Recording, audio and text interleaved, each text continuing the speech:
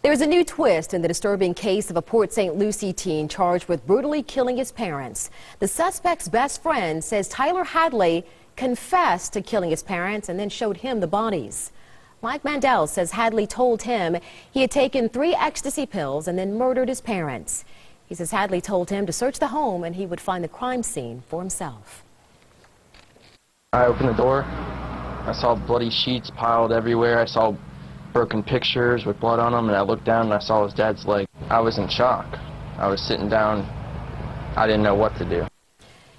Mandel says after his friend's confession, Tyler Hadley also told him that he was going to commit suicide. Officers are still trying to figure out a motive for what happened. It was a crime too horrible for the tiny community of St. John's, Arizona to comprehend. An 8-year-old boy accused of murdering his father, 29-year-old Vincent Romero, and another man, gunning them down with a .22 caliber rifle. Police said the third grader, with blood on his hands, confessed to the crime. I shot him twice, and after I shot him the one time, he was still moving. So I think I shot him again.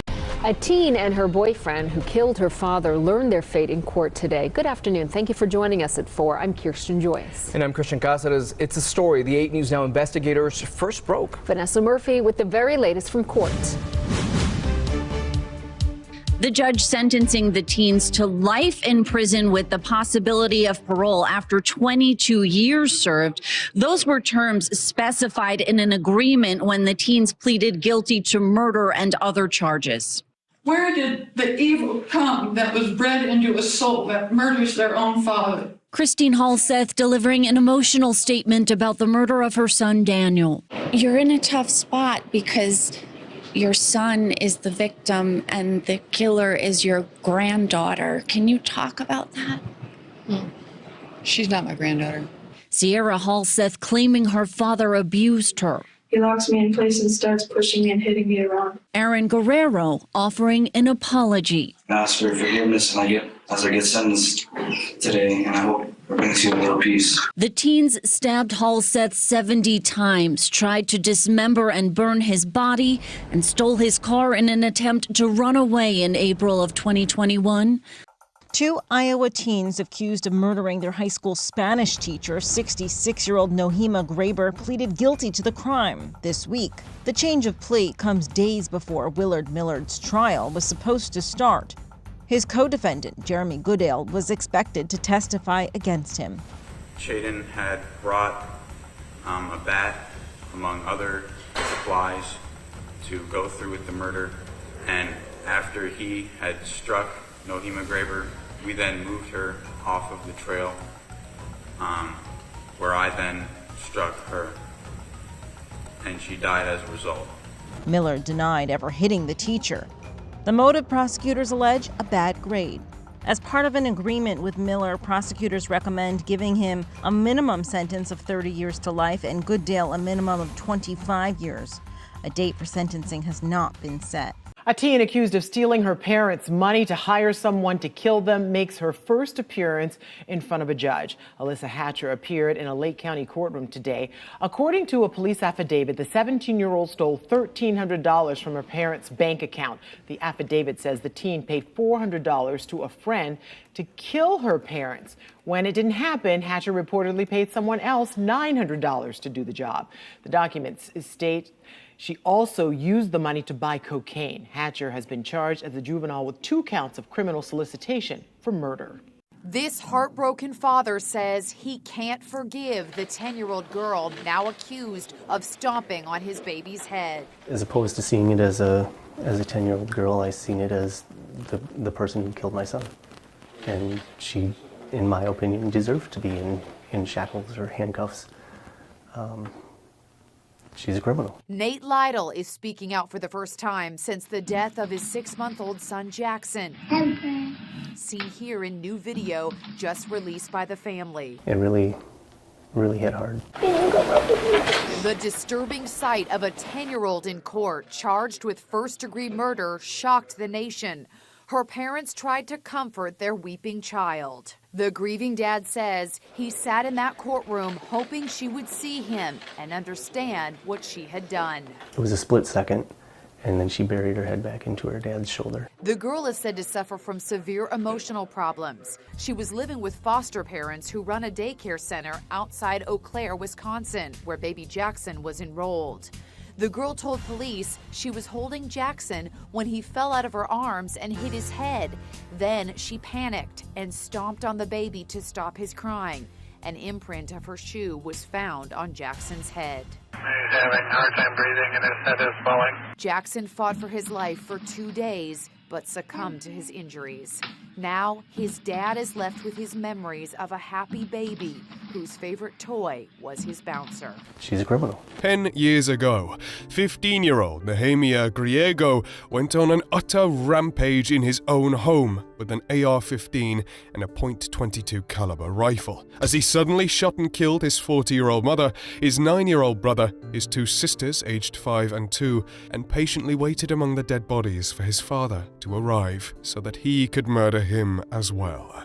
Griego left a horrific bloodbath at home as he drove to church, and the pastor informed the authorities. Shockingly, no motive whatsoever was found, other than Griego being suicidal and frustrated with his mother, but that would in no way explain how he murdered his entire family, even children.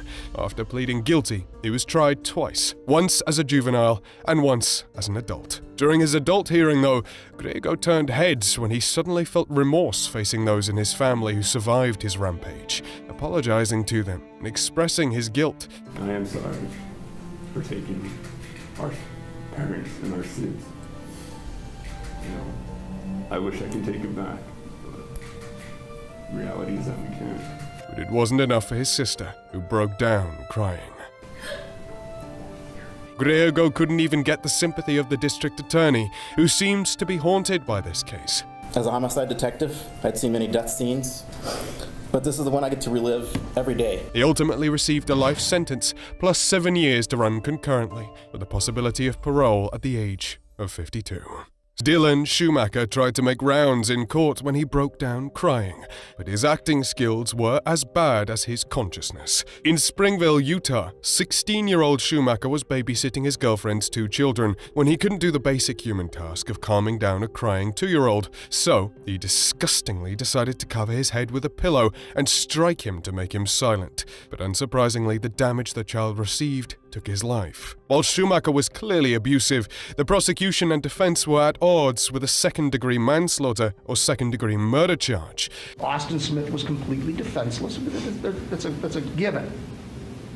But there were other dynamics at work there, including my client's inability to either control his anger or frustration and his inexperience in babysitting. What is to say he won't do this again?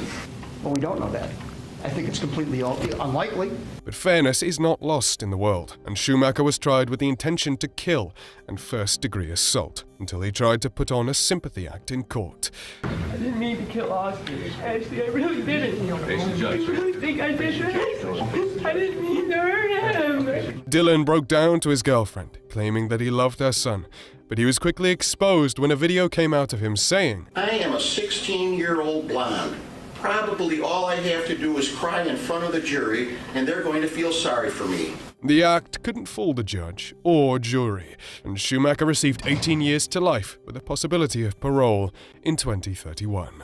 These apologies in court barely stir up any sympathy for the murderers, just like Tyler Hadley. In Port St. Lucie, Florida, 17-year-old Tyler Hadley thought out an entire murder plot straight out of a movie. He first invited a bunch of people over for a party, but they didn't know that this would be a party from hell, when Hadley took 3 ecstasy pills and murdered his own mother and father, Mary Jo and Blake Hadley, with a claw hammer. During the party, the dead bodies could be smelled, and it was an extremely disturbing and tense time for Michael Mandel, to whom Tyler confessed the crime, until Mandel could leave the party and report the horrible crime. As far as motive went, this went far back to Tyler having major problems with drugs, as well as prior convictions for arson, vandalism, theft, battery, and injuring a child with his father's car, which apparently he used to steal without permission. But the last straw was his parents attempting to get him help for his drug problem. So he reacted by taking their lives and cementing his irredeemable nature.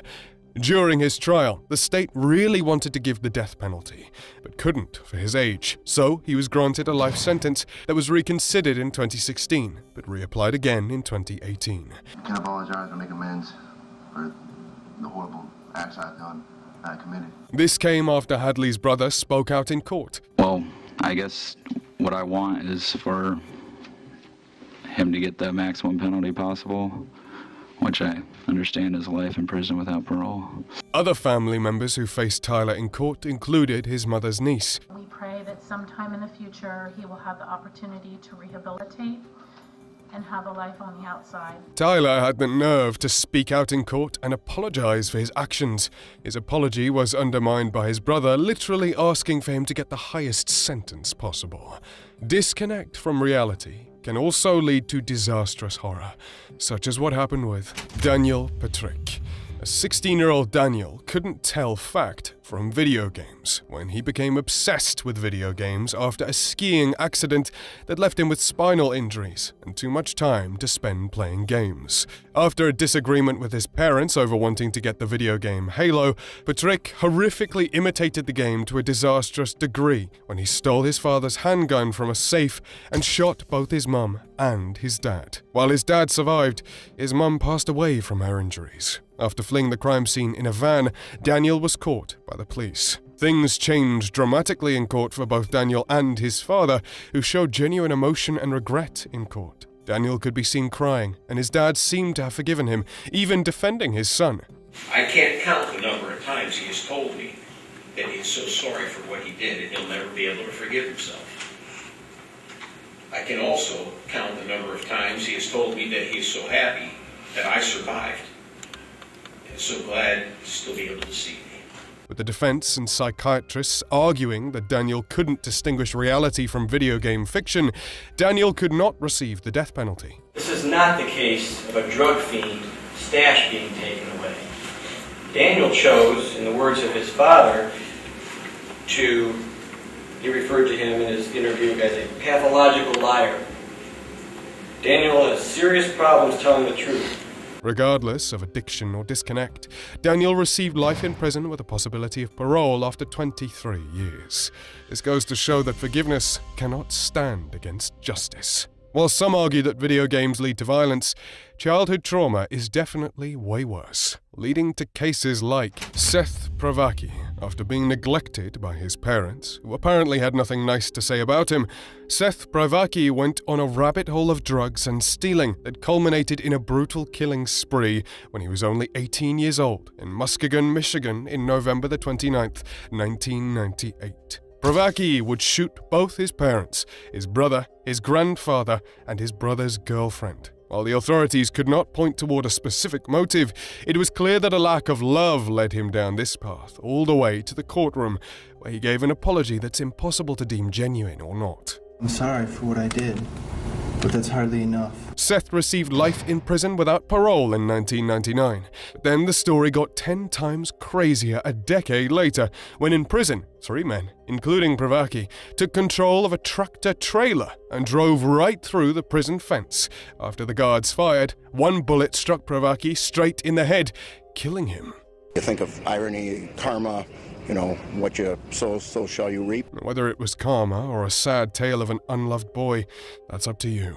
More often than not, it's mental illness that leads to horrific crimes like these, such as with Jake Evans. In a Parker County, Texas mansion, 17-year-old Jake Evans one day snapped, grabbed a .22 caliber pistol, and shot his mother and young sister on a complete whim. He immediately called 911, and the call was both horrifying and saddening, as Evans is clearly suffering from severe issues.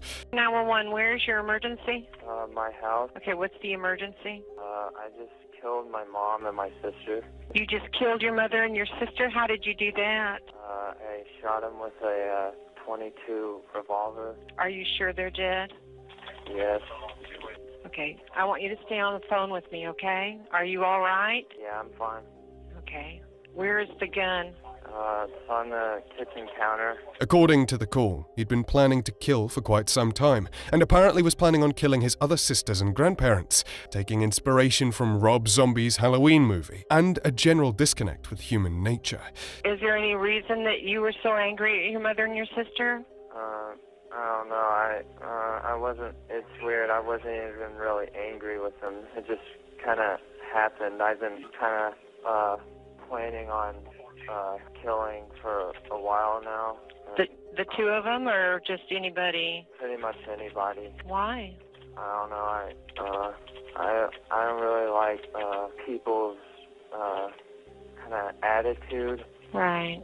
I think they're very like, you know, emotional, I don't know, verbally rude to each other and stuff like that. Right. In court, it was an odd sight, as Evans looked no older than the adolescent he was supposed to be, pleading guilty for his crime, although controversy was stirred regarding how much prison time he should and should not be getting.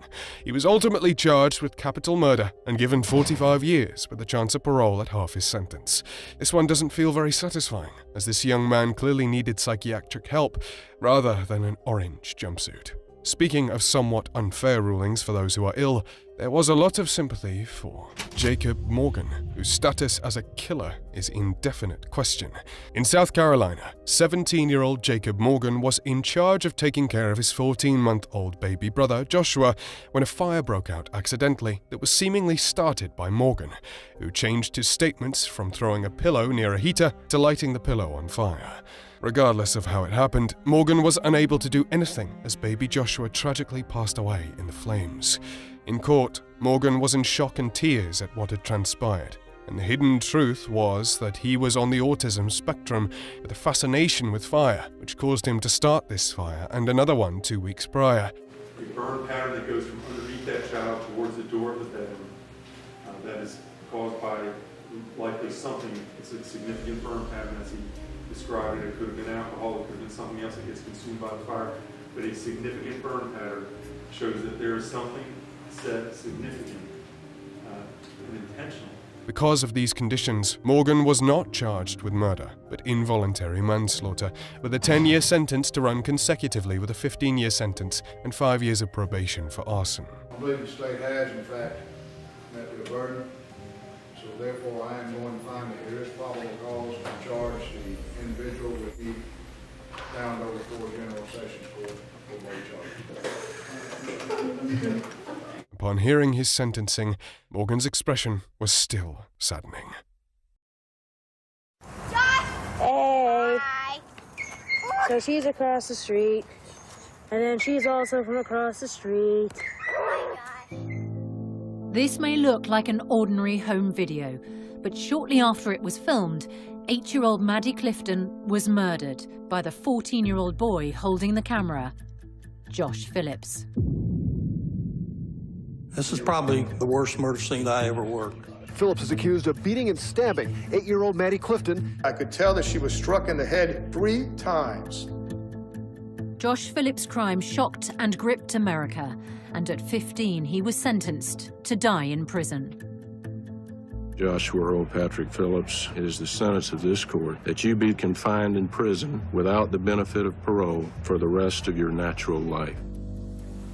In the UK, even in one of the worst cases, the murder of James Bulger, the juvenile killers were released after just 8 years. However, in America, adult crime means adult time. A 12-year-old is facing very serious adult charges. But now a Supreme Court ruling may give thousands of killer kids the chance to walk free in the future. You want me to tell you how old you are? 15. Yes, ma'am.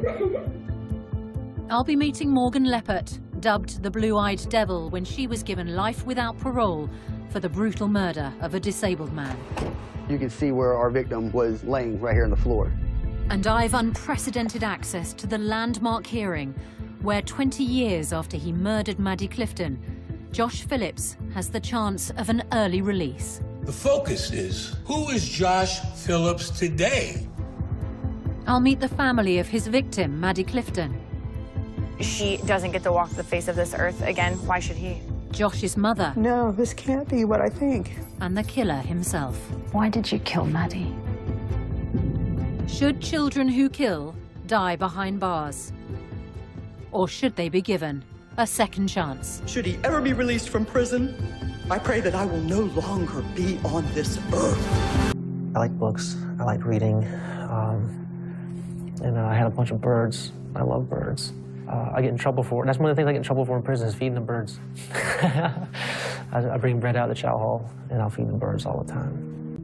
Did he demonstrate it to you actually how he struck her? Yes, sir. I took the baseball bat, and he did that. And then she quieted down, but then started back, and he then took a third full swing onto her head. And then he said he stabbed her in the throat with a knife. Cut her throat, yes. I actually stood out in our front yard and urinated in my shorts. I was so upset, screaming her name.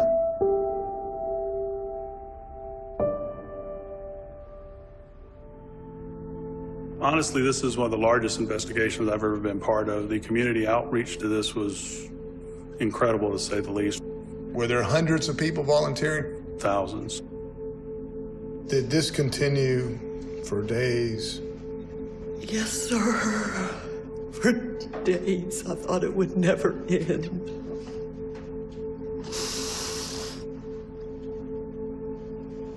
Tell us how you found out what happened to Maddie. Well, the police knocked on the door and came in, and from the looks on their faces, I knew.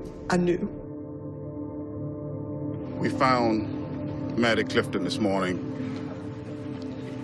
She was dead. And the first thing I said was, where was she? And the police said, right across the street. I cried, and I ran out the garage door, and I started yelling her name, because I didn't want to think that that was true.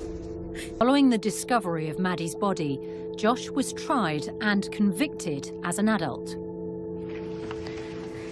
We, the jury, find the defendant guilty of murder in the first degree, as charged in the indictment. The defendant, through this brutal murder of Maddie, robbed her of her chances to go to school, to fall in love, to get married, to have children, my grandchildren. The defendant now wants a second chance to live a normal life. Can he be trusted outside the confines of his prison home? And there lies the quandary. 22. And you're... You want me to tell you how old you are? 15. Yes, ma'am. Don't you think that's kind of a big age gap? Nope. What? Told me he was gonna do whatever he had to do just to be with me. But I didn't know he was gonna take it that far. Like, motherfucker, give me the fucking keys right fucking now. You don't give me the fucking keys, I'm gonna fucking cut you wide open. Okay. Grab the knife now and I try to stab him in his fucking chest. I'm like, baby, fucking hit him with something. And she hit him with the pipe in the face. Pow! I was like, bam, bam, bam, bam. I felt his nose break 3 times. Is the plastic bag on his head? Yeah. Face? That's when he passed. I ain't got nothing to say. Did you do it? Ain't got nothing to say.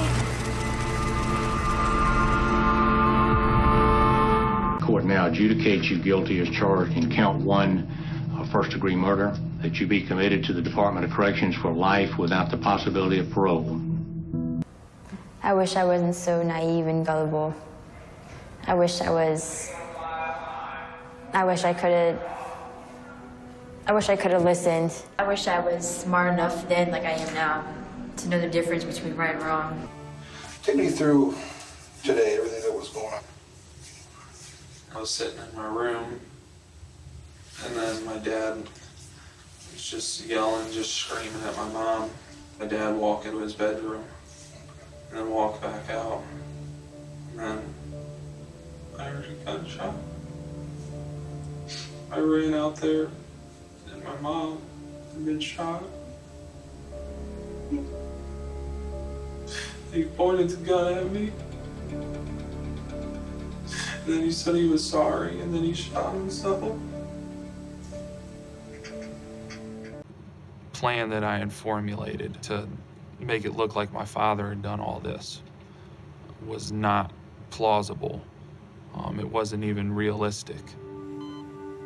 I was in the hospital for, I think, 30 days. They did 5 surgeries on me. Reconstruction surgeries to my eye socket, the roof of my mouth, my jaw, just all kinds of stuff. I couldn't stop thinking about what happened that night. And the more I thought about it, the more I wanted to kill him. At first, I was angry. I was angry as hell. You know, he killed his mom, my wife.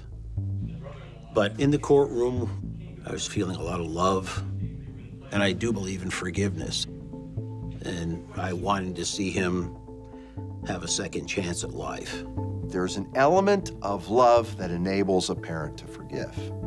Being a father, being a mother, being a biological child is stronger than the law.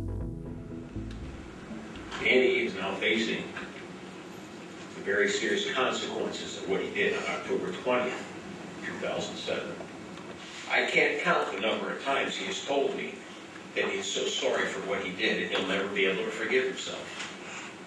I can't count the number of times that he said, "Dad, I miss Mom. I miss Mom."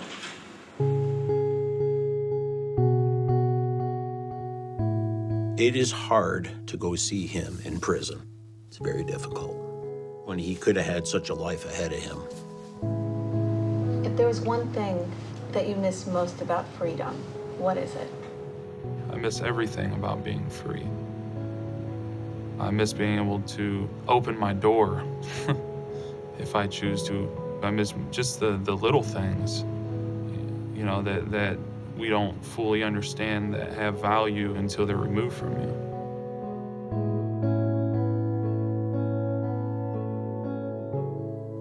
We've all been shot. Who's been shot, sir? My wife and I. I've been shot in the head. Did you see the person who fired the shots? Just a figure. And where's the suspect now? I don't know. We're hiding in the room. The blood was running down over my face and into my eyes, and I couldn't see. And my wife's laying on the bed. She's not really moving. She's just laying there. Beth Brooks, the mom, she kept repeating this, almost catatonic, but repeating the same things over and over again. Why? Why did this happen? What did I do wrong? So here's the deal, Nathan. Do you know that your dad moved one of the video cameras inside the house? No. He did. Okay. Well, when you watch the video, you see Nathan running through the house or moving through the house in his underwear, carrying a revolver.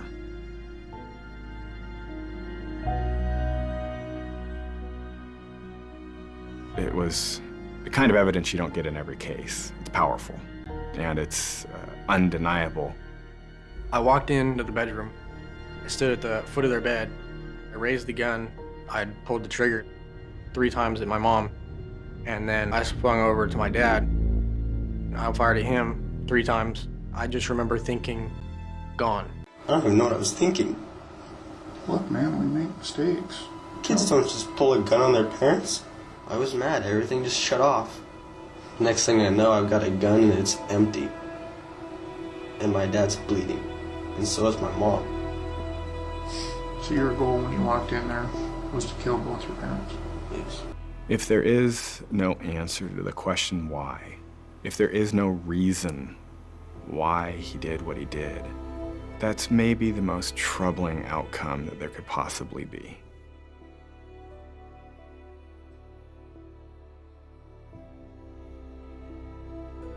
This is an emergency.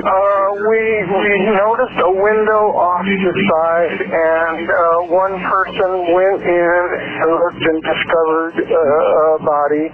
Okay, do you know who it is? Yes, Janet and Rick Sweet. There is apparently a body inside, and I noticed a gunshot through the window, and so rather than go in and explore, we're calling you. Why don't we shut this thing for privacy, okay? Yes, sir. Grab some of that food, okay, Isaiah? Isaiah, since we haven't officially met, hey, my name's Scott Rieger. Okay, I'm an agent with the Iowa DCI. I am a police officer. I don't look like it, but I figure this is a little bit more comfortable for me. So after this, is there any way I can go to the hospital for this? I cut it open on a rusty fence, and absolutely. I'm pretty sure Absolutely. I'm worried about tetanus. Yep, nope, absolutely. Oh, yeah. Go ahead, bow down. When was the last time you had something to eat? 4 days ago. You haven't eaten anything in 4 days? Right. And we got more food, so if you wallow that stuff down, you want to keep going, we've got more food, we can keep it coming. Damn, you guys make me feel like I didn't do anything wrong. Why do you say that? Well, let's put it like this. I'm not going to be lying to you guys about anything you ask me. And I appreciate that. No problem. Okay. More than anything, I want to know what the brought me to what I did, what's wrong with me. Sure. Then, I'm about to start bawling. Okay. Hey, Isaiah, if you cry, that's totally fine, man. I respect that, okay? I want to go back so bad. How come? Because I loved them so much, and they didn't deserve that. How come they didn't deserve it? If anyone in that house deserved it, I did. More than anyone. Take your time, brother. They raised me since I was 4, and I heard Venables.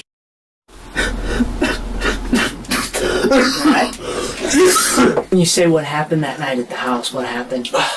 Shot both of them. Okay. What'd you shoot him with, Isaiah? An assault rifle. An assault rifle? You remember what it looks like? Black. Okay. What, Black, bolt action, 10 or more round clip. It's, Czechoslovakian. Okay. AR-15. Okay. Okay. It takes a lot to admit that, Isaiah. Okay? That's not an easy thing to do. Okay, and Isaiah, I'm this not is... gonna play dumb with you. Okay, and I appreciate that. But you understand the questions I'm asking you right now? Okay, there's no question that you're not smart enough to handle these questions. Extremely intelligent. Okay. And you know what? I get that. I think you are. I just make stupid choices. Yeah, and sometimes we do, Isaiah.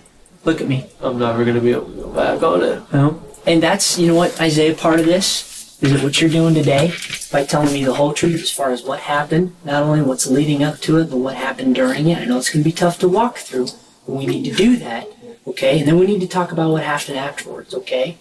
All the details we need with this is your chance to start healing yourself on the inside. I went down to the basement,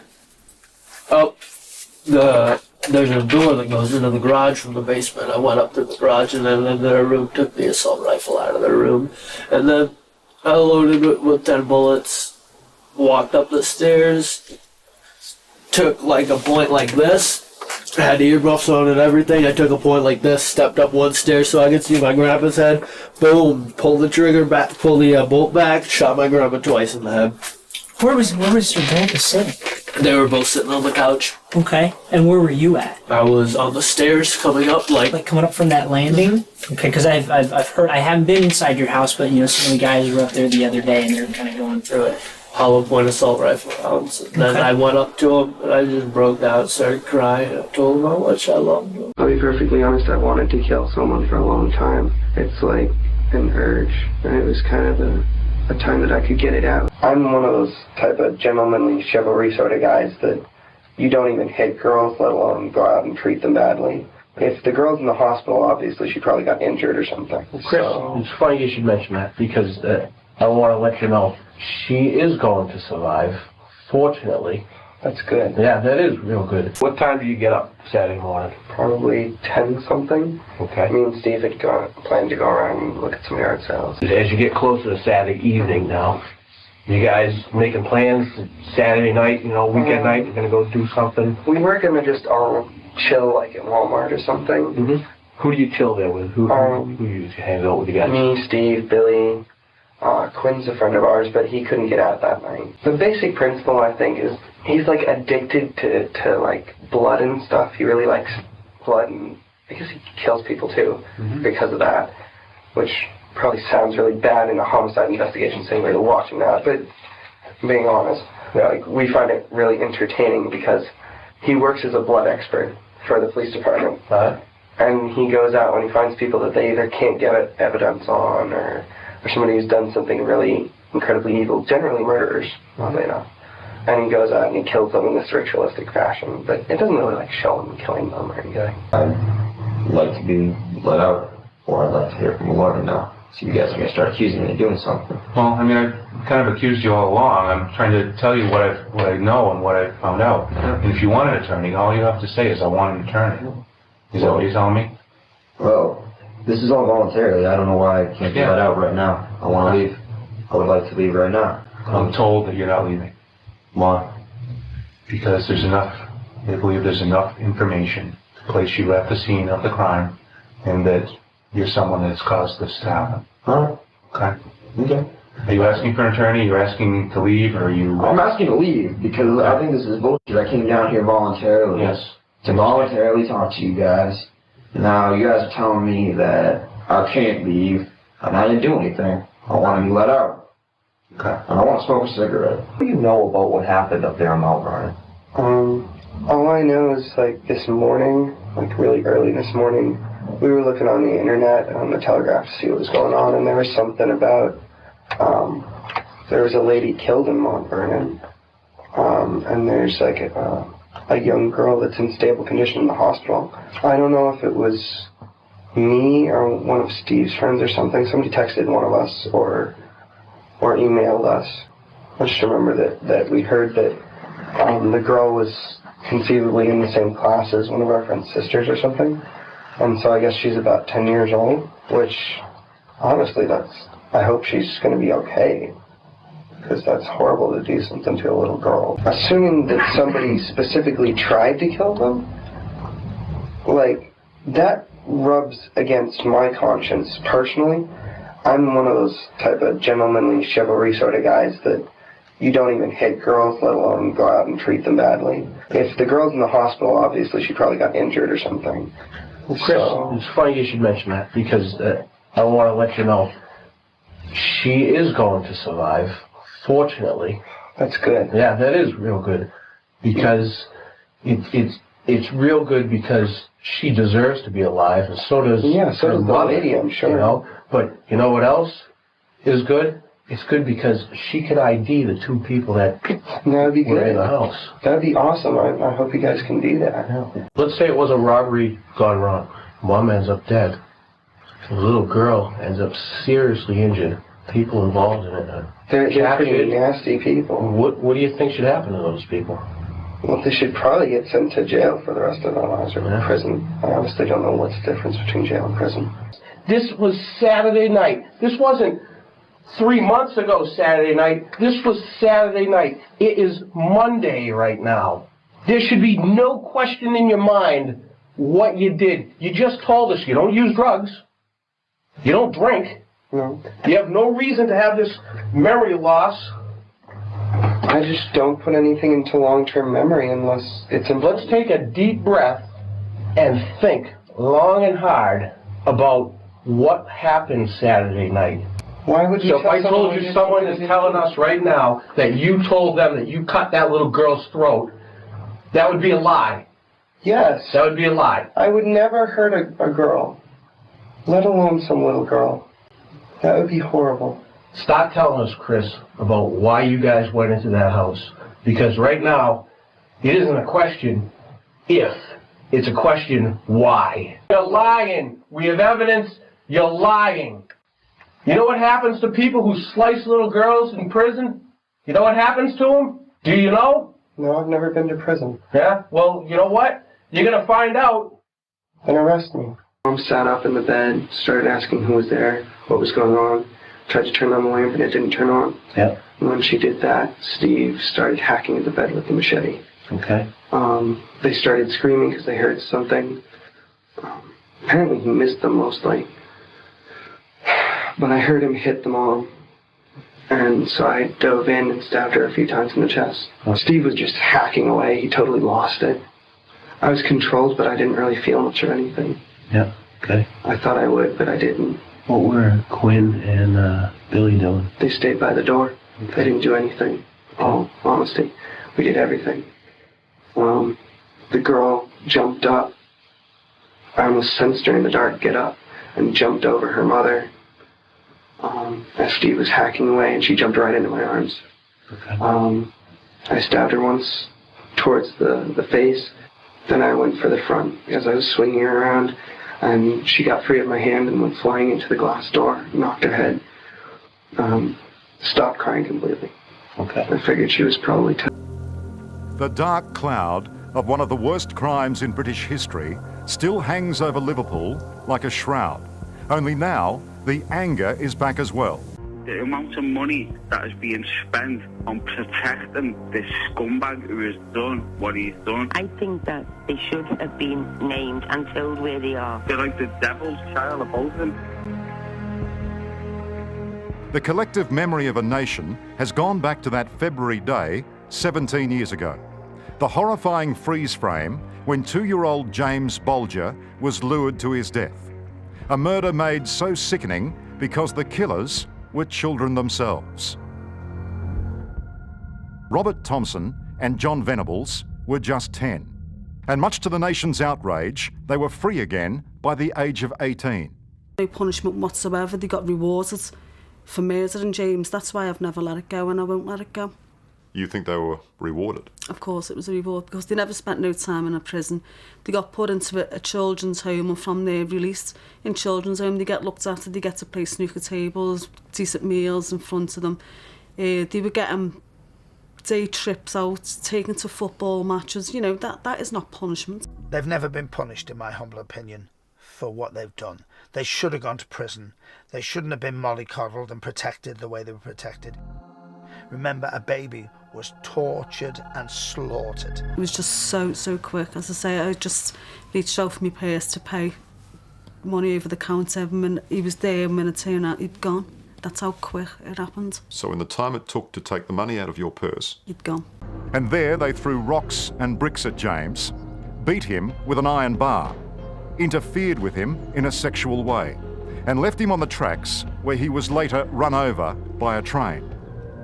If you could see the severity of what they did to James on the railway line, it was grotesque to the extreme. They knew what they were doing to that little boy. The 10-year-olds faced furious crowds at the Liverpool court. And behind the scenes, their lawyer worried they'd never get a fair trial. The rallying cry was lock them up and throw away the key. But the judge ruled that rehabilitation while in detention was the sensible sentence. Both were found equally culpable. Though police and lawyers agreed, Thompson was the ringleader and Venables the nicer of the two. Because they were babies themselves, these callous killers received special privileges. There are stories of seaside visits and trips to football matches to prepare for their release. Safeguarding and rehabilitating them cost the British taxpayer millions of pounds. And it's likely Venables will need another new identity after he faces these new charges. People are shaking their heads in disbelief because he's had the best of the best to help him. And if he hasn't learned from all the mollycoddling and help he's had and professionals that have been looking after him, then we have created a monster. If you've got me baby, just bring them back. James's mum, on the other hand, has received no help, apart from an outpouring of public sympathy. This case has always been one-sided. It's always been, what about Venables, what about Thompson, what about me, and what about my family, what about my kids? James's mum says she tries not to think about his murder for her family's sake. After the tragedy, Denise's marriage failed, and she remarried to Stuart Fergus. They have 3 young boys. But their lives will be forever haunted by 2 names, John Venables and Robert Thompson. What's the difference between being 17 years old and being 18? In Krista Gale Pike's case, her lawyers say, the difference is an execution sentence. The state wants to set an execution date for Pike, now 46, and the only woman on Tennessee's execution row. She was 18 years old when she and 2 other participants in a Knoxville job program for troubled teens slayed Colleen Slemmer in a remote spot on the University of Tennessee's agriculture campus.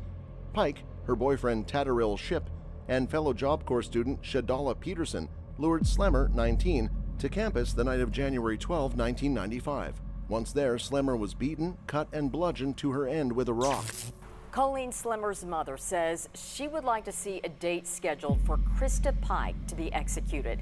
What I want to see from the judge right now would be to get a date and put her down instead of waiting another year or another day. Pike was sentenced to death in 1996 for brutally killing the 19-year-old near the UT Ag campus. Pike kept a piece of her skull as a souvenir. Investigators identified a love triangle between Pike, Shipp, and Slemmer as the motive for the crime. Only Pike received an execution sentence for her role in the slaying. Peterson cooperated with investigators and walked away with probation. Shipp was 17, too young to be put to infinite sleep. He's serving a life sentence and will be eligible for parole in 2028. You know they found this girl, right? Where? In our neighborhood, down our main street. Is she good? No, she's not. She's dead. That's why this is very important. It's all on you right now. What is my problem? You were He the was last the one last with her. one seen with her. So right now, it's facing you right now, son. This is Aiden Fucci, a 14-year-old boy from Florida, being questioned by his parents at a police station in 2021. Aiden is being held and questioned under suspicion of murdering his 13-year-old classmate, Tristan Bailey. Aiden had an unnatural obsession with murder, frequently discussing the topic with his friends. According to those who knew him, Aiden often talked about his deep desire to feel what it would be like to kill another human being. He has said he said his knife, he wanted to slit somebody's throat, and he said it'd be satisfying. He's talked about killing people. He's talked about fighting people. I've seen him practice stabbing motions with his knife. Are you not scared? Not really. Not really? I'm a little scared, but... If he didn't do nothing, I wouldn't be worried about him. No, that's not awesome. He didn't do nothing, right? What's it? What were you doing outside that late at night? I was at Trey's house hanging out with them. Did you kiss or do anything with this girl? Be honest as you can to them. Yes. Yeah, I kissed her. Any further? Mm-hmm. So your DNA's gonna be on her? Unless you know any other thing I don't know? Mm-hmm. Did y'all have sex? Mm-hmm. Did she really grab you and you just really pushed her, or was that? No, she did. Okay. You don't know what happened to her after you pushed her? Mm-hmm. Did she say ow or get mad? And she said Aiden. She was like, Aiden? I think I pushed her, but I told her to act on. And she walked off. Do you know what direction she walked in? Probably the other way, because she wasn't next to me anymore. Anything different than our car that we don't know about? Mm-hmm. No. Do you know if this girl got picked up? I told him about her dealer. You think she got picked up by him? Probably did. She said she wouldn't come home. She said she's gonna find somebody to stay Like she at her left her house. there walking? Like you think she got picked up after that? She just kept walking? Probably did. Yeah, I don't know. Do you know if she turned the other direction or she was just still walking behind you? She pushed her down and you walked away. We shouldn't be talking. I was just asking what he told the cops. I was just asking what he told them. Throughout the trial, Aiden was seen to be following the orders given to him by his attorney, barely saying a word except when he specifically had to. But that doesn't mean his performance was perfect or polished. At one point, Aiden was caught on camera laughing at something his attorney wrote on a piece of paper, undermining any apology he had made to Tristan's family. But that happiness didn't last long. When Aidan's grandmother took to the stand, her tearful testimony seemed to affect Aidan more than any other. As she tearfully confessed that the boy in front of her was not the grandson she had helped raise, Aidan was genuinely affected by the comments. I'm so sorry.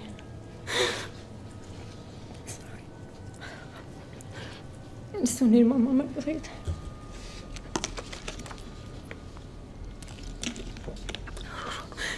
Wow, this is so hard. And I know we're a very large Christian family, and we pray all the time, and I just hope you consider it a little bit, and please don't take him out of our lives forever.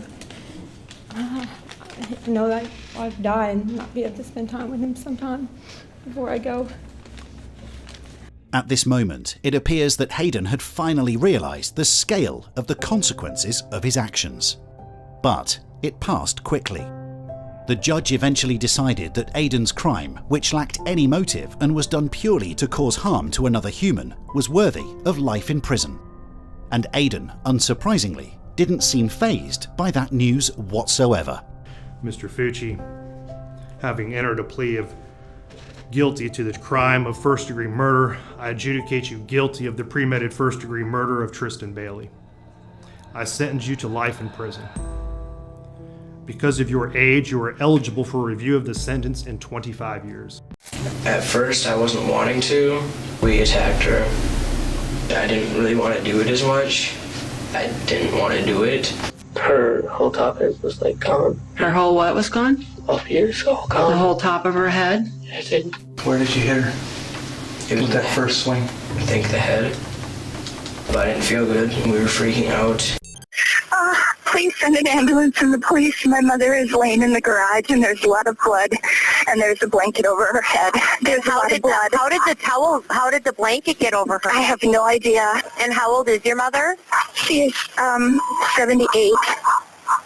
And is she breathing? I don't know. I can't look. The blanket is over her head and I can't look. Okay, who's there with you?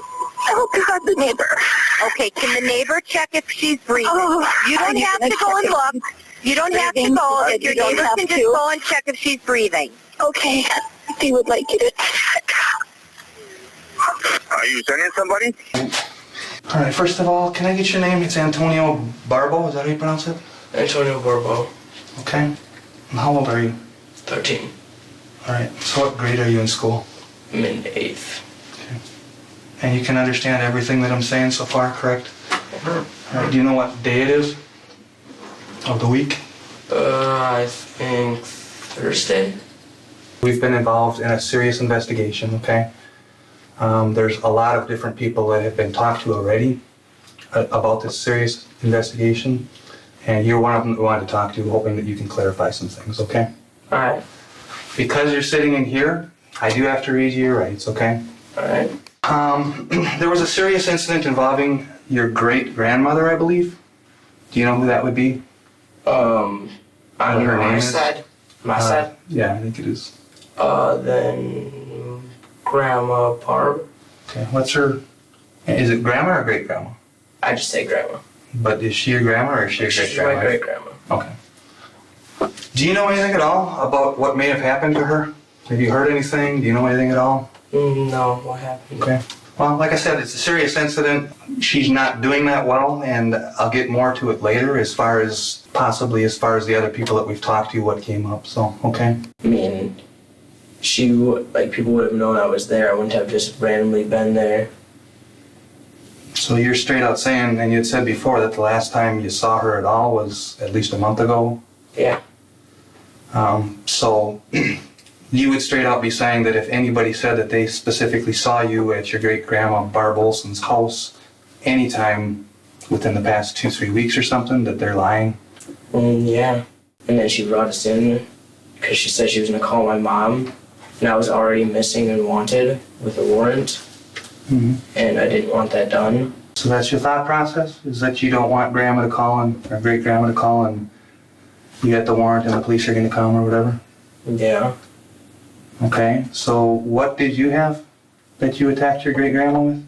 It was like an axe-looking thing. How big was it about? like that. So what are we saying, 12, 15 inches, something like that? Probably. You know what a hatchet is or not?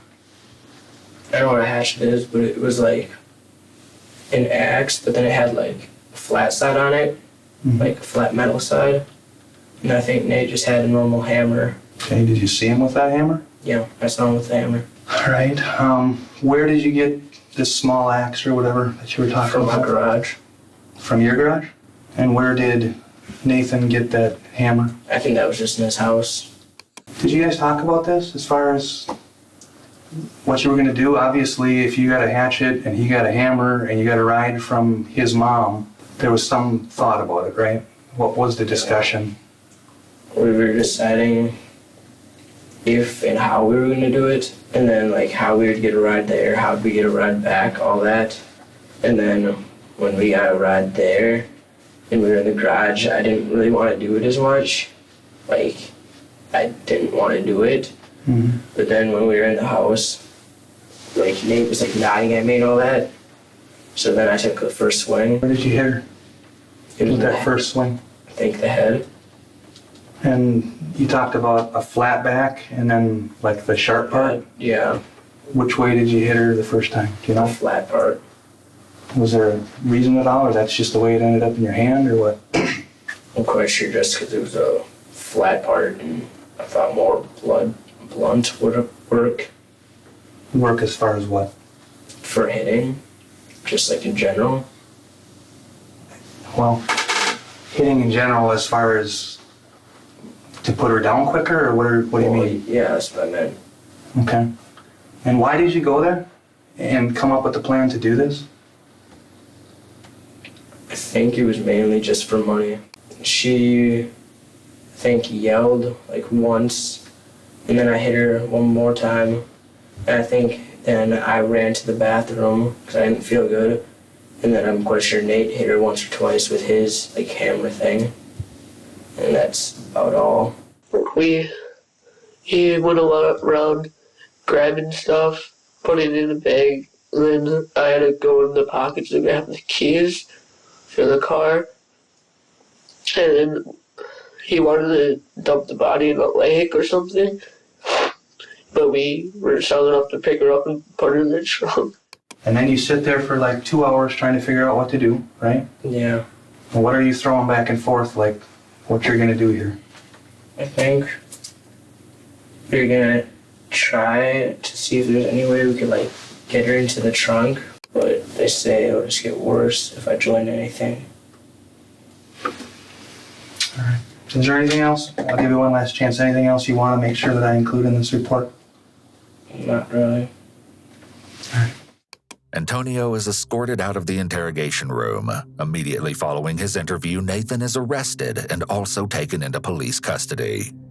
The note that Nathan had written, the note that would send chills down the spines of seasoned detectives, read, "He killed his grandma, and I was with him." A pair of siblings who killed a 15-year-old learned their fate. A judge sentenced 17-year-old Kyle Hooper and his sister Amber Wright to life in prison. The two were found guilty of beating, shooting, and burning the body of 15-year-old Seth Jackson. Wright and Hooper were part of a plot to kill Jackson in Marion County last year.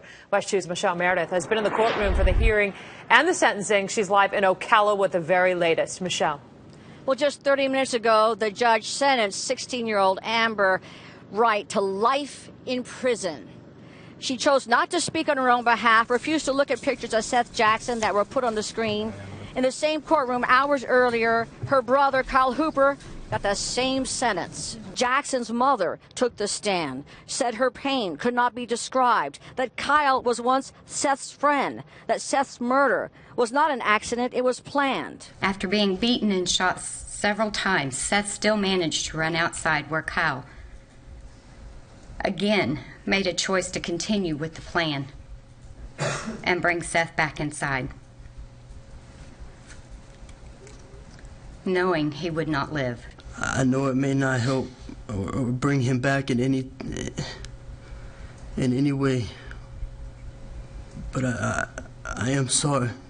Mike's in the bag picking teeth from his skull and playing with his tongue. He's all sick and everything. I want my mommy. He kept on punching him, and shooting him, and I had to grab him like this to pull him back, and I told him to stop. You mean people are gonna hate us for this? I hate my life. This is our life now. Oh my God, man. Listen, I want you to understand something. Mm-hmm. Okay? I don't know what you do or don't know. You're not in trouble with me. Yeah. Okay? But this is extremely important. This is my last one. I have a mushroom right here. Oh, that's a new one, isn't it? Yeah. Yeah. What are all the scratches about? Man, I was walking through the woods and some vines got a hold of it, and like 3 or 4 vines wrapped around my leg, and I went to go walk in it. You know why you're here? You don't know? I really Did don't. anybody explain? Tell me how you ended up here. I woke up this morning to Charlie waking me up, and there was an officer right there, and I'm here now. Freaking something about some kid that I don't even know who the hell he is. And Yeah, you do. Who is he? his name's Seth or something like that. And supposedly, I guess he got shot or whatever. Okay. That's all I know. Like the girls, I guess they went to go meet up with him or something. And What girls? Charlie and the other one. I don't like this room. I'm about to go crazy.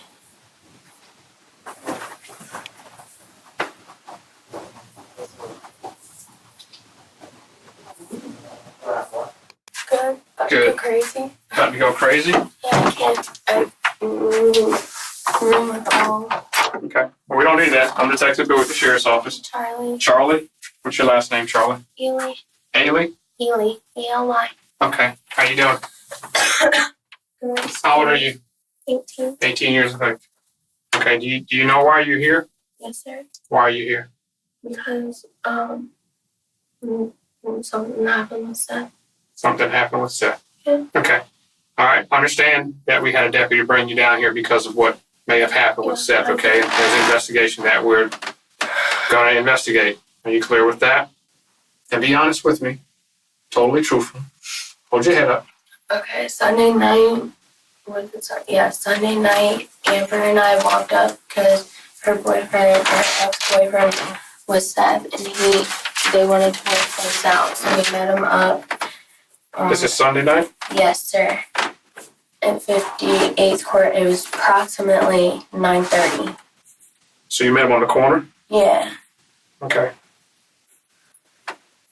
they talked. What corner did you guys meet him on? I think it's 58th Court. I want to say that's what it is. And who all met there? Me, Amber, and Seth. I introduced myself before. My name's Rhonda, okay? And I'm gonna talk to you about this, okay? Okay, I just need you to tell me the story, and let's start with the other night. I understand that you and Charlie went to another neighborhood or went down the street. Tell me how this all comes about. Well, me and him were already talking on the phone. Me and him. Seth. Okay, you and Seth. Did Seth call you or did you call Seth? Well, he had called me a couple days before that, and I didn't answer. Okay. So I called him that night. And you and Seth, and correct me if I'm wrong, okay? You two had a relationship. Yes, ma'am. Was he, how was your relationship with him? Not the best. Tell me why you say not the best. We'd always fight. He'd always hit me and cheat on me and all that. So he was physically abusive to you? Yes, ma'am. And he just stormed off. So when he stormed off, we went back to my house. And about an hour later, he came to my house. Seth comes to the house? Knocked on the door and Charlie answered it. And she was like, well, what do you want? And he was like, I just need to talk to Amber. Can I come in? Now you're making me think that maybe you had some involvement in all of this. Did you? No, ma'am. Do you have any involvement in any of this? No, ma'am. No? Where'd you get the scratches from on your legs? Vines walking through the woods. Because those were very, very fresh scratches. When did you get those? Yesterday. I was walking through the woods yesterday. Yesterday? Mm-hmm. What woods were you walking through? In my old neighborhood, where I was going to talk to the dude about the tree job. Okay. What neighborhood is that? I hear a knock at the door. It's Seth. So I let him in, not thinking anything was wrong with it. I let him in. He sits in the chair. Me and her sitting by each other on the couch. And out of nowhere, Kyle just gets up and hits him. So were they arguing first before you hit him? You just... No, Amber and Seth were talking, and Kyle comes out of nowhere and hits him, and me and Amber dart to my room. And where was he And at? Kyle said, "Get the fuck out." And he went out that way, and we heard Mike's door hit something, and Mike came out, and we heard gunshots. Okay. And by then, me and Charlie took off to her room. We shut the bathroom door, and we heard another door just fly open, and we just heard gunshot after gunshot after gunshot. And after maybe like 5 or 6 times of hearing it, it got quiet. And then you hear Kyle go, "What did you just do?" If we said anything to anyone, he would kill us. So this is after the gunshots. Yeah. He came back into the house. Yeah, with the gun. In And his he was hand? waving it around. What kind of gun was it? It was a revolver. Okay. I mean, he's let us like touch it and shit. So our fingerprints are all in it. I had a bottle of bleach on the counter, but that's not there. So you had bleach and it's gone now? Mm-hmm. And Mike came into the room and he said, "I swear if you guys open your mouth about anything about last night, I'm going to come after you guys." He said, "I gotta go. I'm going somewhere." Okay, and he left? Yeah. He said, "I'm going somewhere. I'll be back later." And me and Amber went up to my friend Chris's house for... Did you look around your house or anything to see what I mean, you had to be curious about something, right? I was looking around, but I didn't see anything. Like, I didn't see really anything. I mean, the only thing that I really noticed was in my bathroom, my shower doors, not my bathroom, but the guest bathroom, shower doors were down. I'm sure Mike's going to talk for what's best for Mike. So Justin needs to tell me what's going on and think about what's best for Justin. Both your kids are in a thing for murder. Number 2? Yeah.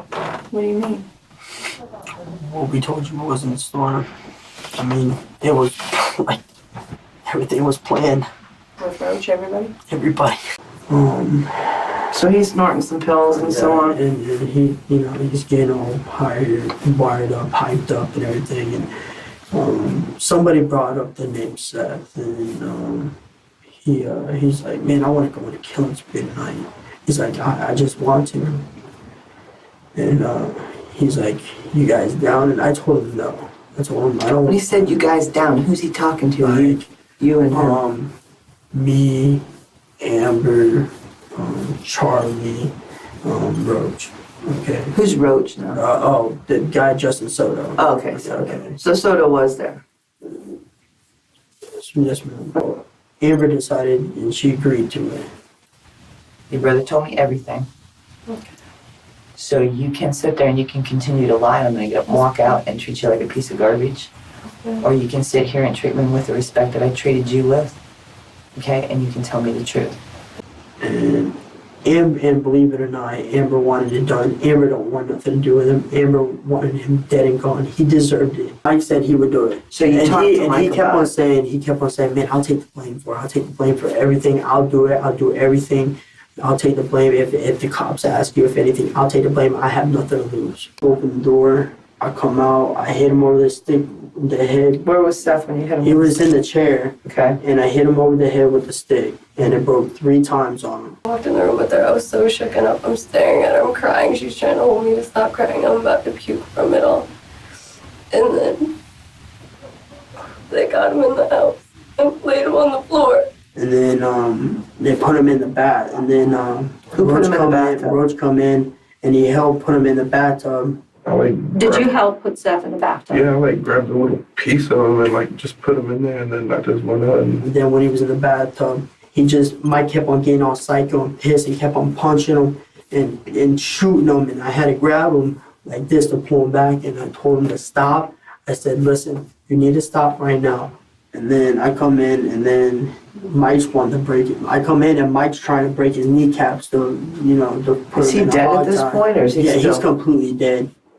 So I guess it was your job to make sure the body burned? Yeah. I just wanted it all to be over. Where is Seth right now? Where is all of his body parts? It's somewhere in Ocala. Where? Oh, it's some rock quarry thing or whatever. It's a 15-year-old kid murdered because of us. Do you honestly think people want to be around that? Do you think people think there's those kind of people are supposed to be here? Yeah, but it's not our fault. Hell, I don't even like the kind of people, and I'm one of them now.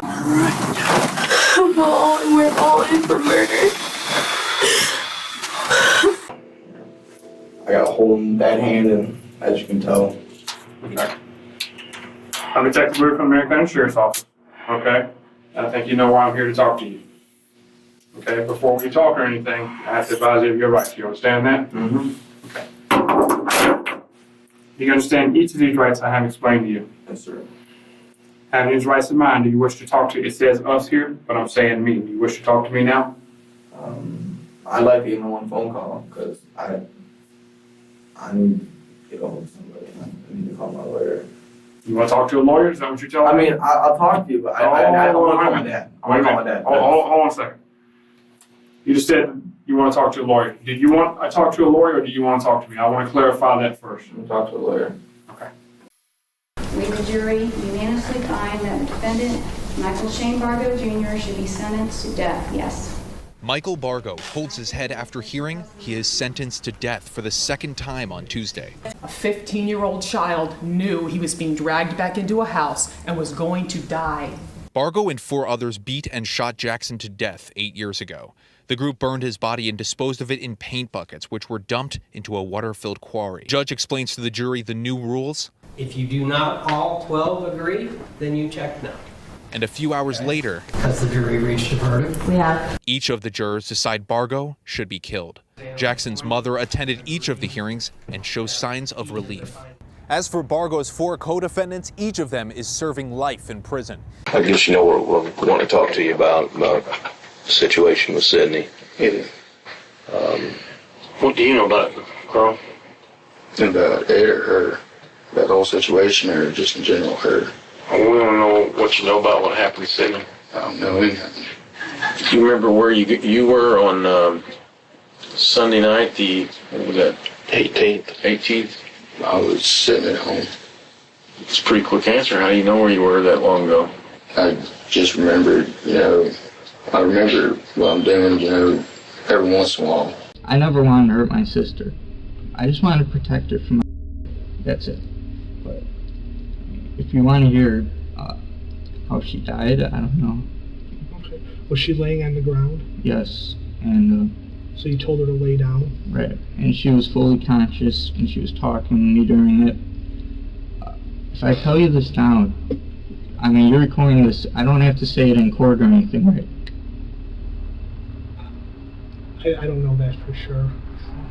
I mean, I really don't want to talk about this that much. I killed my sister. He had nothing to do with it. He was in his room. I told him he was watching her because my parents and were at his dance. He was watching her. I said I would watch her. So he went up to his room. I took her down to my room, which is the basement. And we just watched SpongeBob, and she said she wanted to paint with me. So I took out a knife. I mean,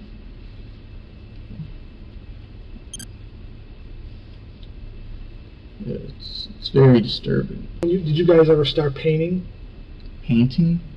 You said she wanted to paint with Right, you. no, I told her that she had to lie down and I would paint with her. That's what happened when I took out the knife.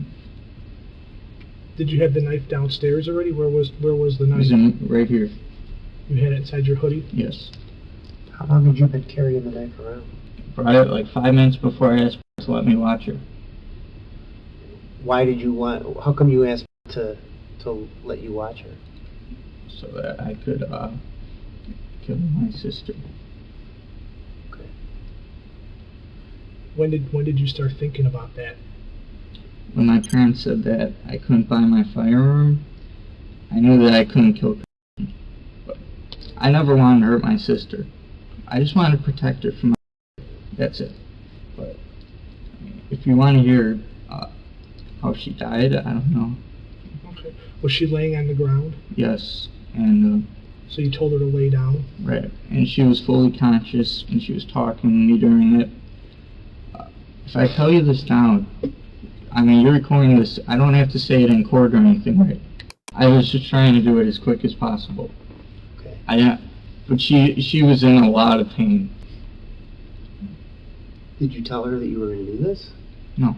I just said I love her, and then I took out the knife, and she smiled, and I made just a little cut of her neck, and I withdrew back because I was afraid, and she screamed and grabbed her neck, and she said, "No, stop," but I just kept, I started doing it again, and then she started talking to me, and she was still conscious and said, "Why are you killing me?"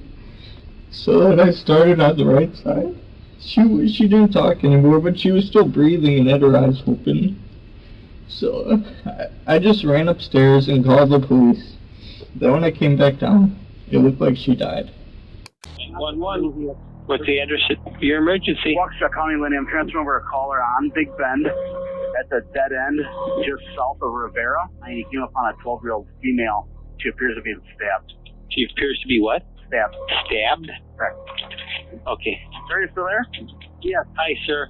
So are you with this 12-year-old female? Yeah, she says she's having trouble breathing. She said she was stabbed multiple times. Stabbed multiple times? Yeah.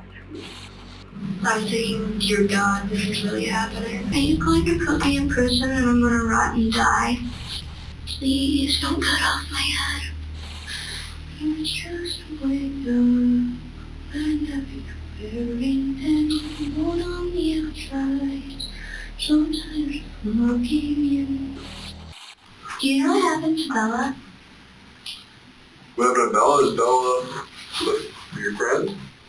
She's not Anissa. She's the one who was stabbed. Stabbed? I'm not really sure. Is she dead? I don't know. She was taken to the hospital. Maybe no. What? I was just wondering. What are you doing? This is a DNA swab. This is just checking to see, like, maybe who you're around or who you touched a little bit earlier today. How old are you? I'm 12. 12. So you just had a birthday not too long ago? What'd you do for your birthday? Mommy and I had sushi and cupcakes and Daddy. She always calls her a bitch. Why? I don't know. Because she's being one? I'm just assuming. I don't really know what the definition is. So do you like Bella pretty much? Have you ever been mad at her? She was my only friend for a long time. Because... Why would you hurt your only friend? It was necessary. What do you mean necessary? I don't know. Somebody told you that? Mm-hmm. What do you remember seeing in the news that's going on lately? Gross things. What's gross things?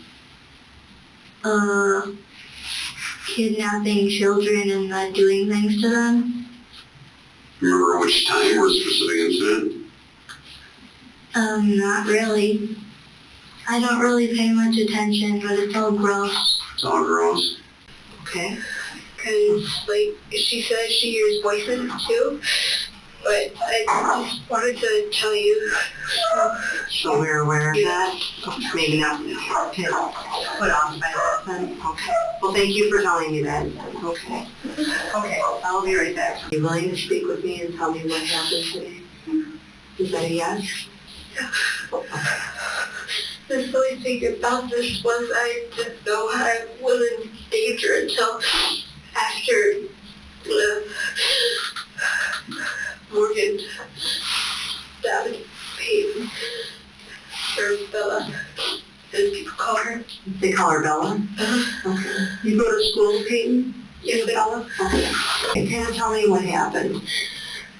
So, there's this website called the Creepypasta Wiki. Okay. It's full of, like, horror stories that are meant to purposely scare you through, like, online literature and all that. Okay. And there's one of them called Slenderman. It's like really Slenderman. Slender? Slenderman. Oh, Slenderman. Okay, skinny guy. Yeah. Okay. And we had these proxies or servants, as people call them. Okay. Basky and Teddy. And Morgan said, hey, Anissa, we should be proxies. And I was like, okay, how would we do that? And that was around end of December, beginning of January. Because Anissa and I ran off after hurting Bella.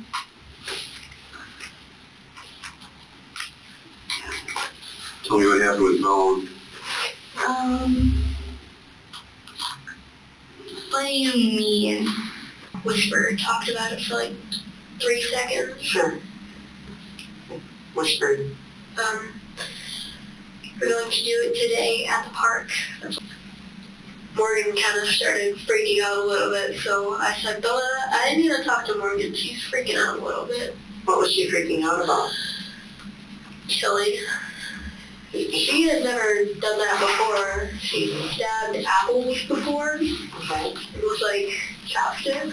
Okay. But she never actually cut a flesh wound into somebody. Anisha tried to knock Bella out. Bella got on that and stuff. But I was pacing in circles, singing a song for Anisha. Why did you guys pick the bathroom to do it? I didn't pick it, so I don't know. I guess it is closed off from the rest of the park, but it would be very, very easy. I think she has some flaws in her thinking skills. So, obviously, I didn't choose the location. So then, so you tell Morgan she's not laying down, is that what it happened? And then she said, okay, tackle. Okay, tackle her. And then I tackle her. Yeah. I get up, and then Morgan hands me the knife and says, I can't do it. You know where all the soft spots are. Like, I only know where soft spots are because I used to watch Doomsday Preppers, and it said that a hard blow to, like, the stomach or the throat with, like, a sucker in between your fingers can do some serious damage. A sucker meaning like a knife or something? No, a sucker being an actual lollipop. Jumped on top of Bella and stabbed her repeatedly. Okay. Like, she told me that she got her in the lung, right here 6 times, and then, like, in the leg a few times. Okay. And then she walked away covered in blood, and then Peyton started screaming, I trusted you, I hate you all. And then I told her to lay down and be quiet because I didn't want attention being drawn. So I said, lay down and be quiet, you'll lose blood slower. So then she laid down. Maria tried to clean her wounds with Elise. Did she try to get up? Yeah, she tried to get up. She said that she couldn't see, she couldn't walk, and that she couldn't breathe. When Peyton was being stabbed, was she laying on the ground, or? Morgan pushed her to the ground face first, and went ballistic. Okay. Did you guys talk about doing this beforehand? Anisha told me we had to. Why? Because she said that he'd kill our families. Who's he? A man. I didn't know him, but Anisha knew him. How is she on? I don't know. Anisha told me about him. Packed the bag. We both packed the bag. We knew about this since December. One day she just told me that we had to. What do you mean she told you you had to? I mean, she told us we had to kill her. Who did? Anisha. When she says us, what do you mean us? Who's us? You mean the two of you or somebody else? There's nobody else. So you guys, how many times do you think you stabbed her? I don't know. It happened very quickly. All I heard was screaming. How many times did you guess?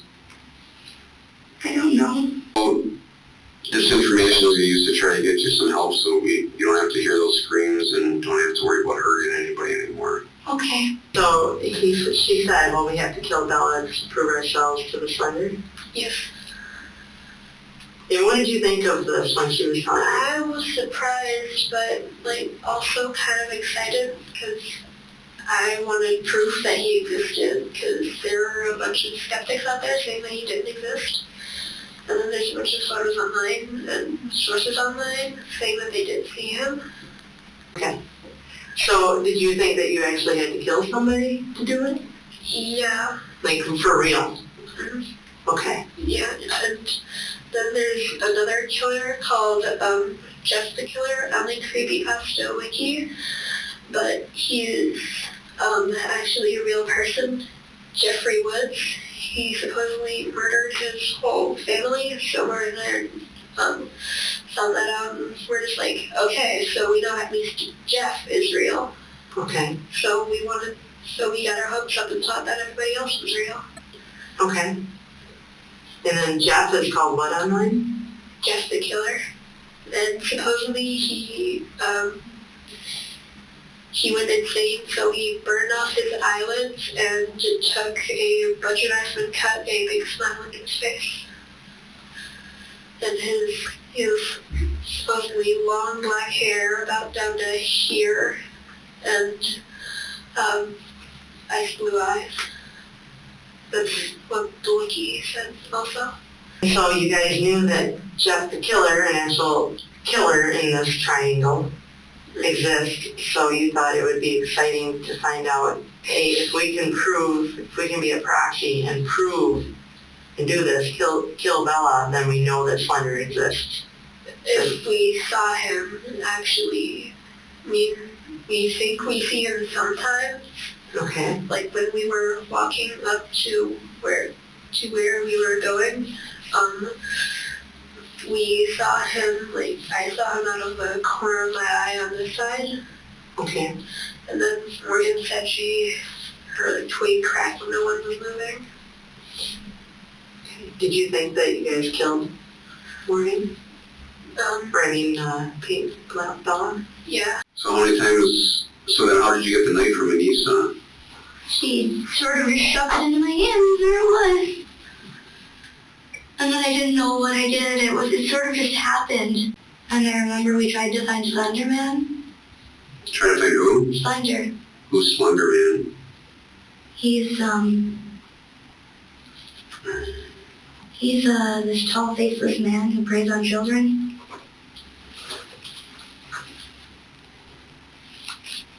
Because we were by a forest and we couldn't help ourselves. So he's a tall, faceless man? Mm-hmm. Why are you trying to find him? What? Why are you trying to find him? Because Anissa said he could help us. I sort of thought that he might kill us if we did find him, though, because he has a tendency to do that.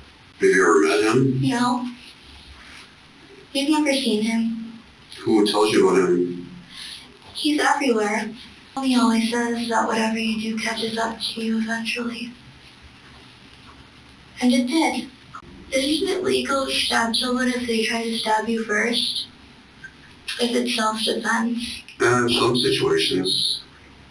But do you think that that's what happened here? Oh no, I'm just wondering.